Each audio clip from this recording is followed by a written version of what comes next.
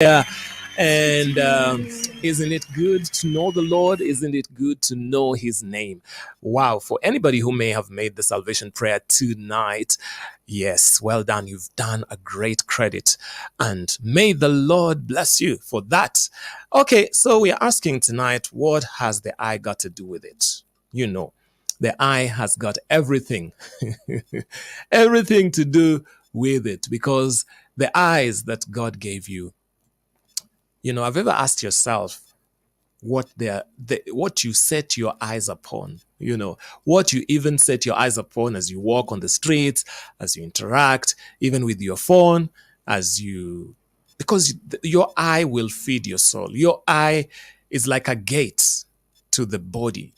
Your eye, that's what the eye has got to do with it. And Jesus speaks about this in two places, surprisingly, in very identical terms. If you're looking at Matthew 18 and then Matthew 5, we'll look at those.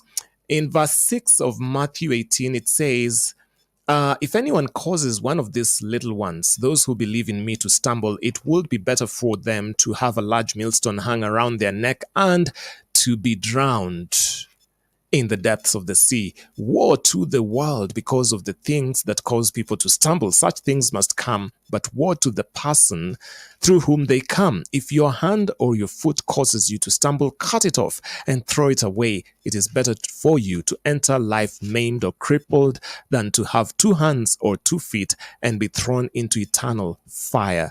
And if your eye causes you to stumble, gouge it out and throw it away. It is better for you to enter life with one eye than to have two eyes and be thrown into the fire of hell. Wow. The fire of hell. Yeah, Jesus there drawing that comparison and telling you how it is better for you to even lose that eye. Would that be the physical eye? I would call that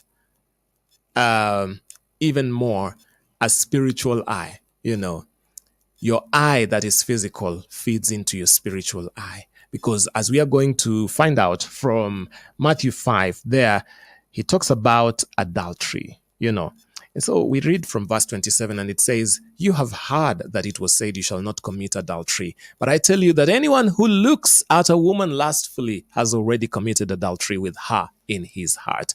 If your right eye causes you to stumble, gouge it out and throw it away. It is better for you to lose one part of your body than for your whole body to be thrown into hell.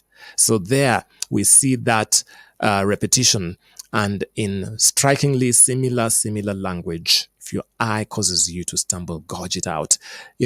This could, you might ask yourself, so what does that gouging out mean? How should I gouge out my eyes? Probably by starving it off. Somebody says, castrate those eyes.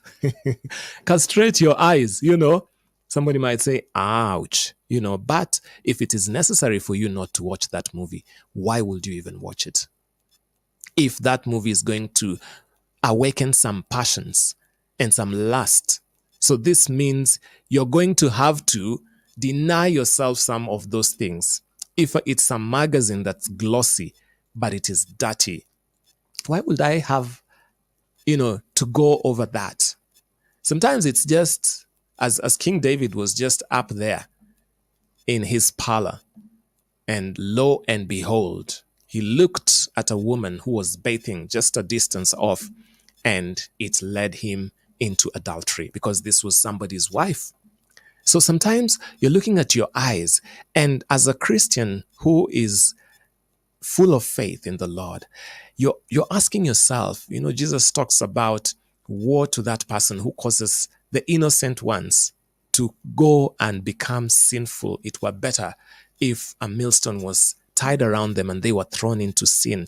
If your eye would lead you astray, then I would submit to us this evening that it is better for us to starve off that diet of looking at things that are not supposed to be looked upon. Yeah, it could be just a picture, and from it, a sinful interest starts. It could even be, social media.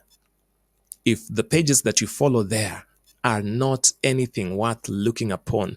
They, like if somebody would bust the door and they found you looking and you'd be startled and you quickly maybe hide or you throw away your gadget, that kind of thing, if you know what I'm talking about, that is definitely not something that is edifying you.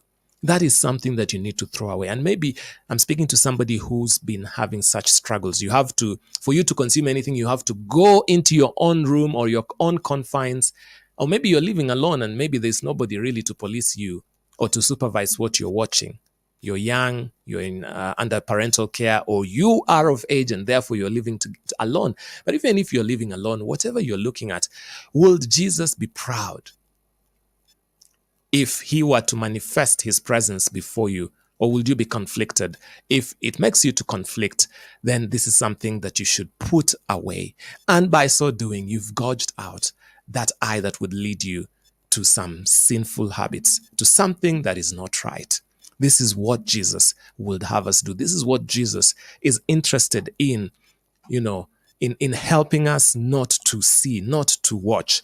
And I believe that God would be glorified if we did that, with our eyes.